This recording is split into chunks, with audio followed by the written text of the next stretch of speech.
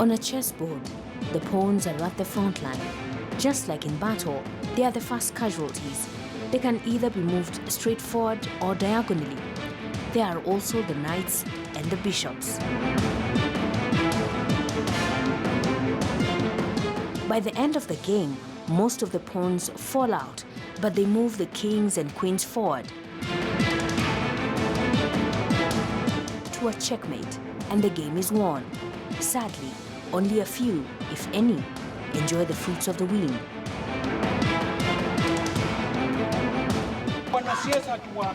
Mwenye nguvu mwananchi. Mambo ameme tatukubali. Mimi kabadi sisi kisapa. Heli nipigie mkabila mwingine. Leo wako na sisi, kesho watakuwa Kongo. A handshake here. A handshake there. Handshakes everywhere. The season for reconciliation and peace building is here. When it comes to being angry because of political outcomes, I think I was the culprit number one. I felt angry. And I remember now, one of the lessons I've learned is never be angry with your political competitor. I forgive you, and may God bless you. Finally, bitter rivals from the 2017 general elections seem to be getting along. Or are they?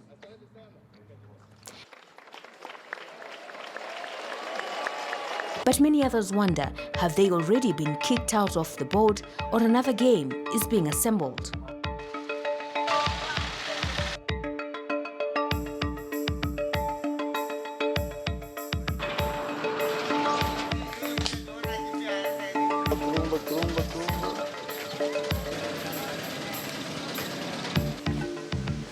At 9 a.m. every Thursday morning, members of the Ukombozi group in Kilifi County congregate here.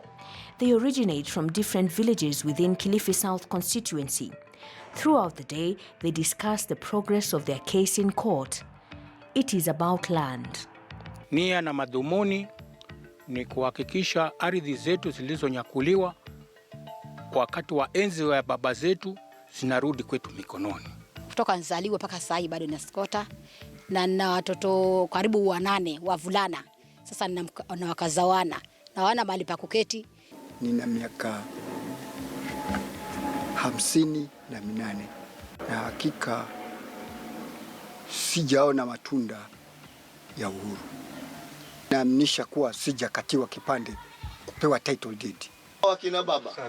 Politicians are not welcome here. They do not trust them.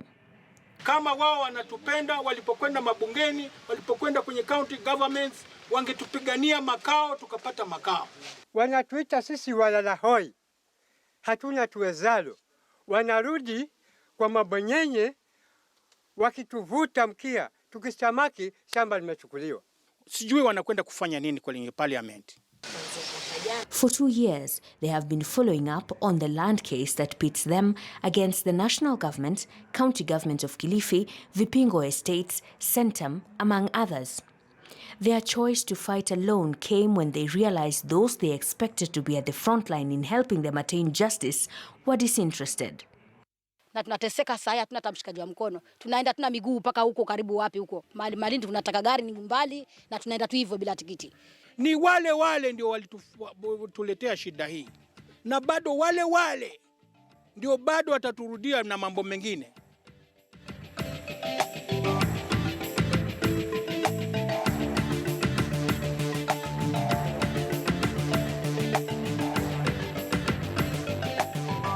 The Kenyan coast has been subject to debate over whether it should remain part of Kenya or secede from it from as far back as independence. A debate that caught momentum in 2011 with the separatist group Mombasa Republican Council. It may have got support from the people while political leaders distanced themselves from it until after the 2017 general elections. A discussion on historical injustices at the coast could easily sway the minds of residents, especially when it touches on land. But they are not so easily convinced by those pushing the secession agenda as the answer to their problems. Hakuna mtu atafukuzwa kutoka hapa, sote tutaishi hapa, lakini haki ya kujitenga tutafuata sheria. We've already engaged lawyers both locally and internationally. While some were quick to join the choir in the heat of the moment, others were cautious in their support for the cause. Afadhali Kenya igawanywe. Afadhali tujitenge. Familia yake wanaishi vizuri, wanakula vizuri. Sisi tunateseka. Mrengo huo wao viongozi ya kwamba wanahitaji kujitenga. Kwangu mimi naona pengine huende ikawa itatusaidia, maana mabwenyenye watarudi kwao na sisi nasi tupate sehemu zetu. Wao mara nyingi wanasema mambo yao na wakamilisha. Kwa hivyo wanaweza kusema hivyo, tuwagawanyana tena akawa tunapata shida hivyo hivyo. Wao wako hapa miaka na miaka na sisi tunateseka swala hili la ardhi. Sasa hii wanataka kutudanganya ati tufanye. Hii ni propaganda tu zao, za wao waendelee kushiba. Si rahisi, lazima utumie nguvu. Kashi Kasim from Kwale County is among those who have heard the secession song right in his backyard. As a civil society leader, he has seen firsthand the support the secession debate gets from the people. Only here, they believe the Mombasa Republican Council is more sincere in their quest. Jamii ni kama inaunga mkono ile kundi la MRC kwa sababu ile kundi lilikuwa lina malengo ya kijamii fulani, yalikuwa wanasukuma mwananchi kidogo wa jamii anaona ni kama mwanasiasa pengine anataka kutumia swala lile kujinufaisha kisiasa. Ni mtu wake. Hata kama ni mbaya, kama yuko vipi, haja yake ni mtu wake. MRC Secretary General Randu Nzai was excited that finally the political leaders had their clarion call. However, just like many others at the coast, he was doubtful. Yaani kama ni wakweli, ilikuwa first thing wangetuita. Wakajua tumeanzia wapi na tumefikia wapi. Ni wapi ambapo kuko na ugumu kwetu. Tuwaelezee mpaka tukimaliza sasa, kama kuna mapungufu, tusaidiane tuongeze yale mapungufu. The MRC submitted a case in court for a referendum that seeks to allow the people to vote on whether they will secede or remain part of Kenya. A case that has stalled in court. Lack of funding for lawyers to move the case forward has been their biggest challenge. Yet still, they remain hopeful. Ndani ya katiba ya Kenya inaruhusu kujitenga. Watu wanasema ati hairuhusu, lakini kuna article pale inakubali kwamba mkataba wote utakaotiwa saini na Umoja wa Mataifa utakuwa sheria ndani ya katiba ya Kenya. Na sheria za Umoja wa Mataifa zinasema kwamba jamii yoyote itakayohisi kwamba inadhulumiwa, basi wako na haki ya kudai kujitenga na kujitawala, kujisimamia mambo yao. That Article 2(6) of the Constitution holds true, but a section of the preamble in the same Constitution states the acknowledgement of the determination to live in peace and unity as one indivisible sovereign nation. Also, Article 2551(b) prohibits any constitutional amendment affecting Kenya's territory without approval through a referendum, through parliamentary initiative, and through popular initiative. Mkaji wa pwani hatujasema kwamba ni Mijikenda ama ni Mtaita ama ni Mpokomo ama ni Mbajuni ama ni makabila haya mengine. Tumesema kwamba ni wakaaji wa pwani. Yoyote anayeishi pwani, yeye ni mkaaji wa pwani na ana haki ya kuingia kwa kura, afanye referendum. Sasa wao ni haki gani, ni sheria gani wanayoitaka zaidi ya hiyo? Their quest still stands strong, but they would still need at least 20% support from at least 18 other counties if the 6 coastal counties support their resolve to the end. That may be a tall order, as the politicians are no longer party to this debate following the handshake on March 9th. This descent stops here. A section of the residents, however, feel that push to secede should not stop. They believe the newfound friendship between their leaders and government will only undermine their search for justice. Although many blame their leaders for ignoring their demands, others are empathetic. Viongozi hata pengine wangefanya, hawangefanya, ni kwa sababu kuogopana mule ndani ya serikali. Ni wale wakufinywa kule juu. Wakigawanyiwa, wakiwa imegawanyika, kwa maoni yangu mimi, itakuwa ni mzuri sana. Kwa sababu itakuwa ukiwa ni challenge, ukipiga unapiga wako. Lakini hivi huwezi kupiga mtu atoka nje umpige. Lakini ikiwa ni Joho, tunaweza kumpiga makofi sisi wenyewe, tukasema we kumbe una adabu, tumekupenda mtoto wetu. Na hivi tunafanya hivi, tutakupiga kibao.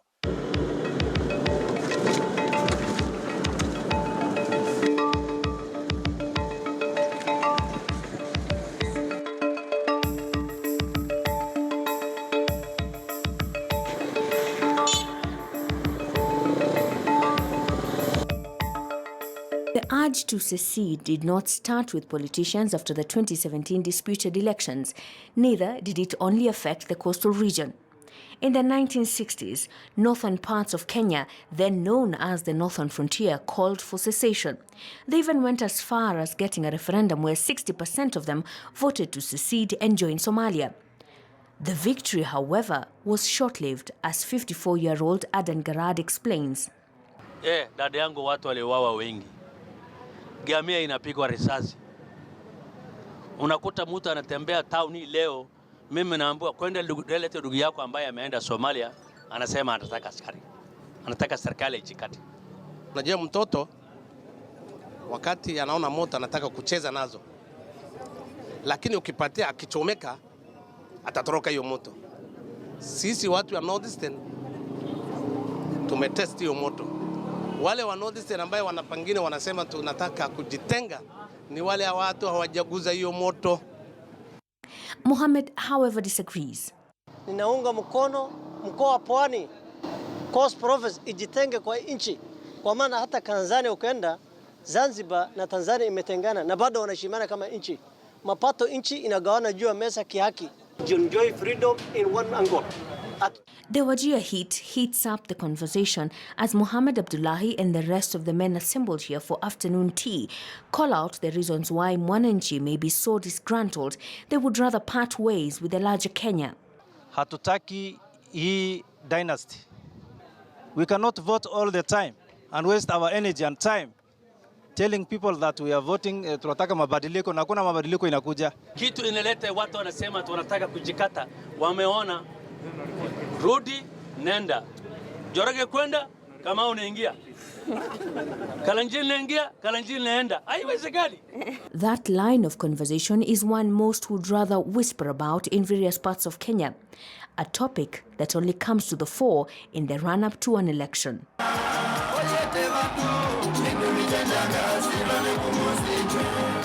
A conversation that is quickly drowned by opponents.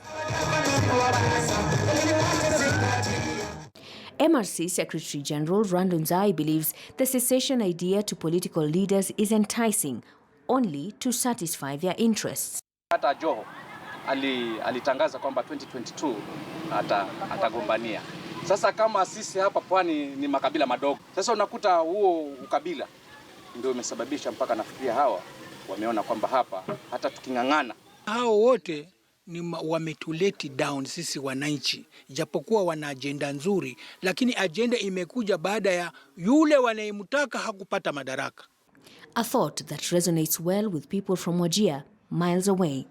A belief that whoever clinches the presidency will benefit his community more than others. Imekuwa nchi ya kabila mbili. Katikati ya kabila 46 ya Kenya, kabila 44 imekuwa slash ya community mbili. Hiyo sio kweli. Ukweli ya kutawala inapitia kwa debe. Mtu kuchaguliwa ndio hiyo ndio utawala wa mtu. Rais yake ni kuangalia, ni kusupervise. Hata Raila akipewa urais, yeye ni kusupervise, sio kushikilia Nyanza peke yake. Ni Kenya nzima.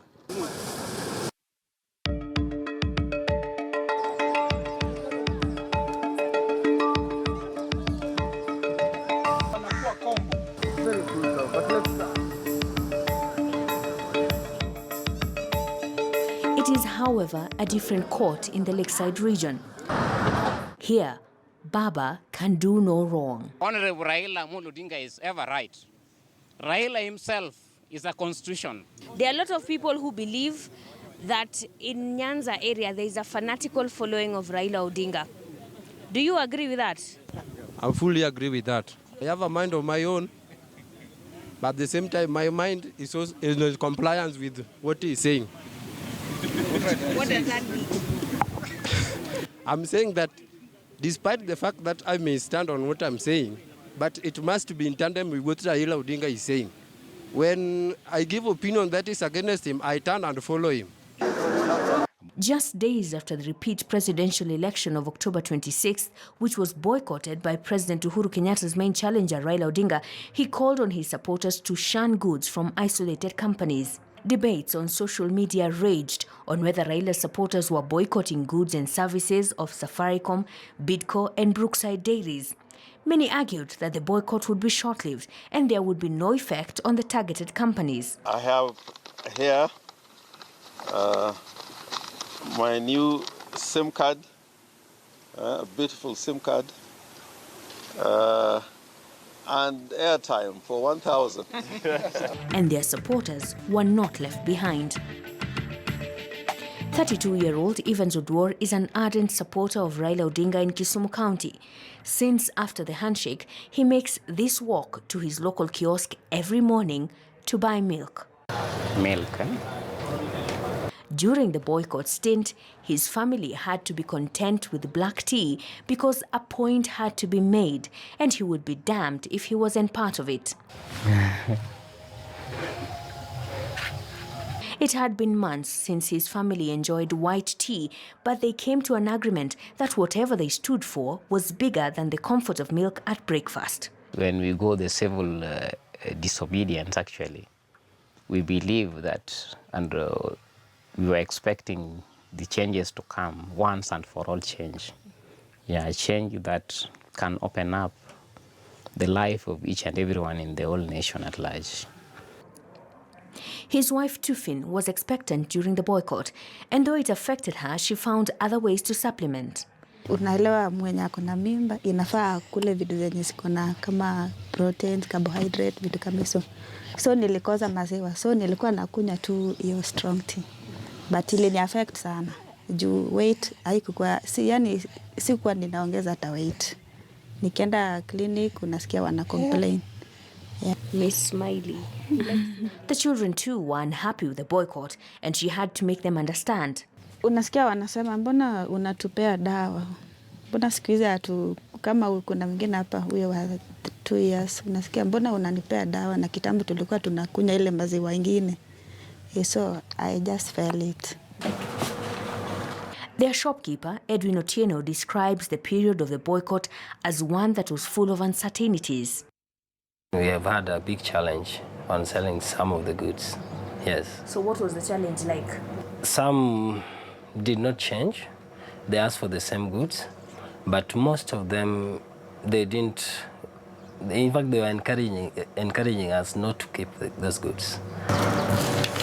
He, however, admits that the boycott was a game changer for some products that before did not catch the eyes of the consumers. Airtel picked up like 50%. The amount I used to purchase for Safaricom airtime and Airtel, the margin was very different, but now I'm purchasing them 50-50. But as those companies enjoyed a growth in sales, Evans has been an intern at a government parastatal for 2 years, and until now, he's uncertain of climbing the ranks. There are those who are adamant that only a Raila presidency would give them the representation they deserved.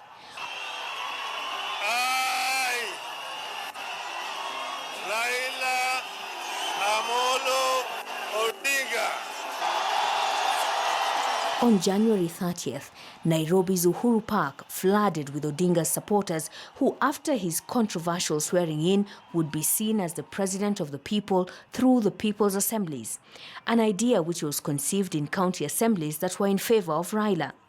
19 out of 47 county assemblies passed the motion.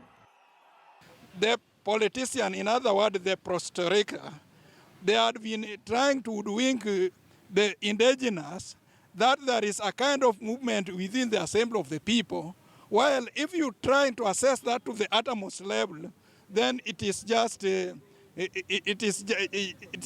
an empty teens. But it seemed not everyone understood the idea behind the motion that was passed. The constitution is still clear. There is freedom of assembly, of association. So even if the masses converge in this particular mirror, like this particular time we are discussing, still the constitution supports us.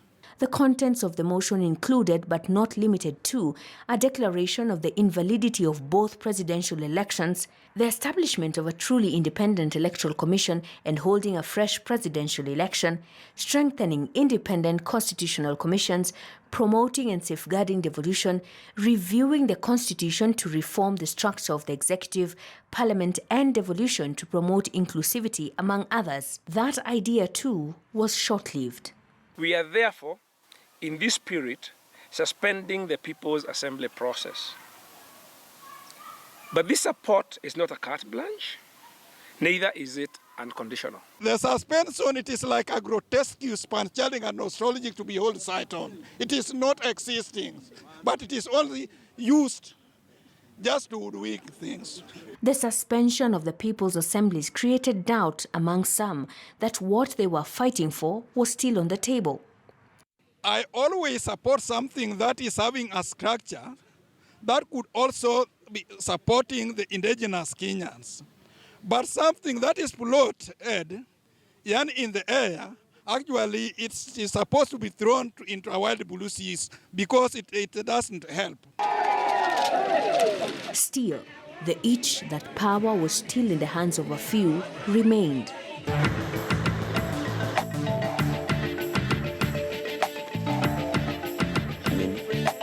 Wakati mnachukua hii vitu, mnakimbia nazo kule. Deep in Atifa, Minyeri County, Robert Moremi disagrees that the problem stems from the Kalenjin and Kikuyu communities.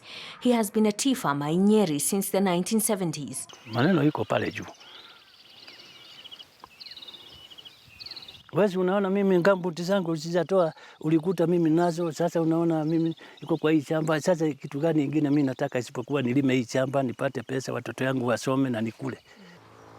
Unaenda huko kwenye nini society yenu, unapewa loan. Jackson Ngare, a coffee farmer, agrees with Robert. In his 1-acre farm, he can only afford to grow bananas and napier grass to supplement his coffee. Even then, he doubles up as a comedian and DJ. Katika hii miaka 20 tuseme, ambayo tumekuwa na rais kutoka upande huu wa maeneo ya kati ya Kenya. Wewe umefaidi kama Mkikuyu. Unaweza kusema umefaidi zaidi ya mtu mwingine katika maeneo mengine kwa sababu rais ametoka kabila lako. Wacha nikwambie kitu kingine. Kusema kama nimefaidika, mimi sijafaidika hata kidogo. Sababu vile mimi nilizaliwa hata wa leo, nikakuta babangu kwenye chida, bado yuko kwenye chida hata wakati huu, na kuna miaka kama 92. Kumaanisha hata wakati wa uhuru alikuwa. Lakini hata wakati huu mimi kuzaliwa kwangu ni mimi kutaambika na mambo yangu. Ngare, who has 3 children, opines the governments that have been and the one that is only benefits the rich, not a community.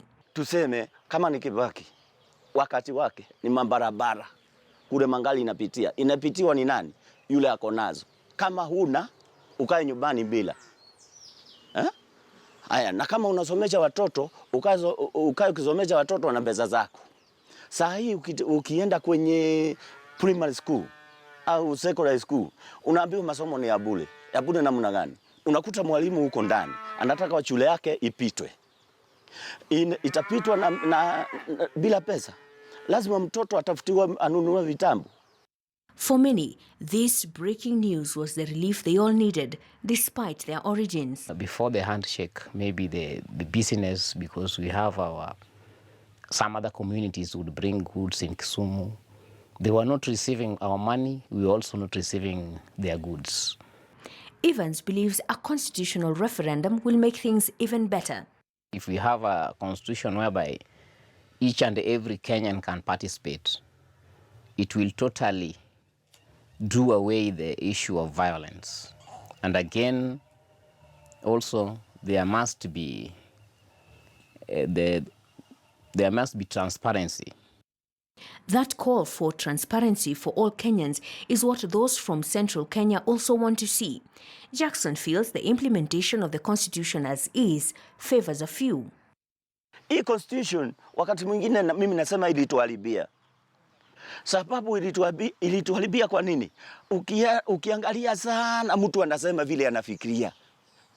Ukienda upande wa nini koti, maskini ndiye aweza chikwa na afungwe. Matajiri akisikia ametajwa hivi, lawyer wake anakimbia.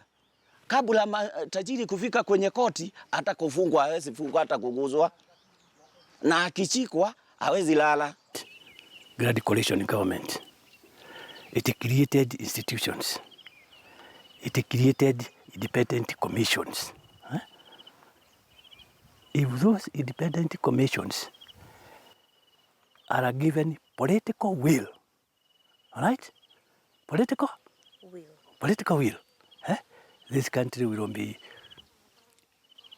more beautiful and more development than any other in East Africa.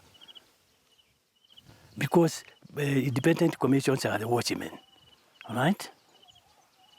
They are the referees, all right? But if you corrupt the referee or you threaten the referee, nobody is going to be penalized when he goes offside. With that glaring challenge, the newly instituted 14-member Building Bridges initiative has renewed hope among some that their recommendations will bring harmony and lasting unity in the country. I believe it will only be done by the time we shall have amended our what? Constitution. Lay the rules of the game when water is calm. Because when uchaguzi ikija, maji itakuwa imechafuka. Sisi ni bendera ufuata upepo. Yeyote yule atafaulu, sisi tuko ndani. We are under the umbrella ambayo yule mtu atakayeshinda tuko chini yake. Haja yetu kubwa ni ardhi zetu tu, wala swala la hati kujigawanya huku na huku. Sisi hatuhusiani na mambo haya. But others are not so quick into buying the idea that change will be as easy as that. Kumekuwa na hii ripoti ya TJRC ambayo kuna watu wengi wamesema iwapo itatekelezwa, hii minunguniko na kulalamika kutoka maeneo mbalimbali ya nchi itaisha. Kwa maoni yenu, mnaona kama hiyo ndio suluhu? Ikiimplementiwa, nafikiri kila mtu katika Kenya ataridhika. Lakini sasa itaimplementiwa kweli? Haitawezekana. Wacha nikueleza sababu moja, mimi sigopi, naona wengine kama wanaogopa wakisema kweli. Ile utawala ilikuwa mbele ya Uhuru Kenyatta. Ilikuwa ni baba yake ndio alikuwa iko kwa hii kesi ya TRC. Iko mtu atakubali baba yake ashtakiwe? Hapana. Hatakubali. Atakubali Moi ndio alipata Uhuru, leo hangekuwa president kama si Moi. Moi alimtoa kutoka kichakani akalete katika town akasema, kijana tutatoa makto nominated MP, mimi nakupatia nominated MP. Kwa nini anafanya hivi? Kwa nini Moi anafanya hivi? Baba yake alimfanyia kizuri kwa Moi, akampatia vice president. Wakikuyu walikuwa nakataa, kina Charles Chonjo walikuwa nakataa. Ni kama auditor. Vile anaenda anaajiriwa, anaenda ana audit vitu kwa hoteli, akijua kuko na mwingine alikuwa anafanya mahesabu huko ndani. Kwa hivyo hata watasikizana na yule wako huko ndani, atoke na aseme hakuona shida lolote. Kama kweli serikali ama Mheshimiwa Uhuru Kenyatta ana nia ya kusuluhisha swala la ardhi pwani, basi implement ile TJRC report. Lakini swala la kuwa utaamka leo kapeana title deed 100, ile swala hujasuluhisha bado. Those words, almost as a premonition, come hot on the heels of remarks by a section of parliamentarians on the lifestyle audit that is now the new song in town. Mimi, alafu tuende kwa huyu, alafu tuende kwa governor, alafu tuende kwa masharia. Kila mtu aseme hii maisha unaishi kwa njia gani? Some legislators have expressed their displeasure over proposals made that the lifestyle audit should only cover the present, but look back into the past if it is meant to achieve its purpose. Kila mtu akubali hiyo audit ifanywe. Kila mtu kuanzia rais, sasa wewe hiyo ni mzuri. Kuanzia Jomo mwenyewe kuja mpaka wewe, Sudi kuja mpaka baba yake. The war on corruption cannot, should not, must not be directed to the dead. But as steps seem to be made to move the country forward in fighting corruption, tribalism, injustices, etc., the display of ruthlessness, Hakuna kujificha tena jameni. transparency, William Ruto will be among the first to submit himself for that exercise. and hope. Wakisema pande hii ya katiba ipige msasa, tutapiga msasa. My apology. May remain just that, a display, as the game of power continues and the pawns wait and watch for the next game that has already begun barely a year after the last tournament. Mashirima Kapombe, Pawns in the Game.